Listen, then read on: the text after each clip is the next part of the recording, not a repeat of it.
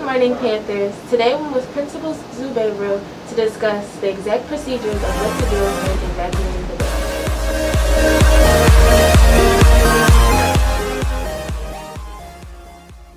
building. Could you discuss what exactly to do step by step for us? Sure. Good morning, everyone. It's good to see you. When a fire alarm goes off or when an announcement comes out to evacuate the building, you should always make sure to listen to your teacher's directions.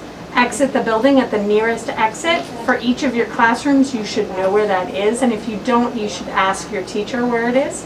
Teachers will have to take attendance, so make sure that you check in with your teacher. We're going to be exiting outside. It's important that when you're outside, that you're off of the road. Stay off of the road because our emergency vehicles need to come into the building. So it's important to stay off the road.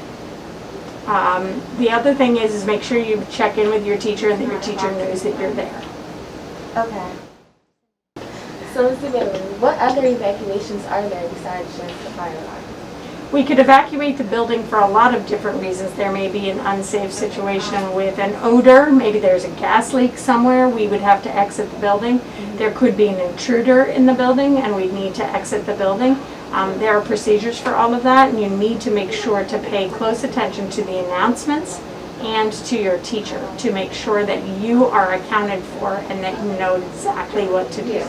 We'll always communicate where the emergency is over the public address system, so it's important that you listen to those announcements and that you can hear them. So what happens when you're like in the bathroom or the hallway, or if you're in the locker room changing from gym and not with a teacher? What should you do? That's a great question. If you're not with a teacher, then you should exit the building and find the nearest adult so that they can account for you. Okay? Because what we can do is we can make sure through the use of an app called Ruvna that the adults have access to. They have every kid's name on it. So they can account for every kid.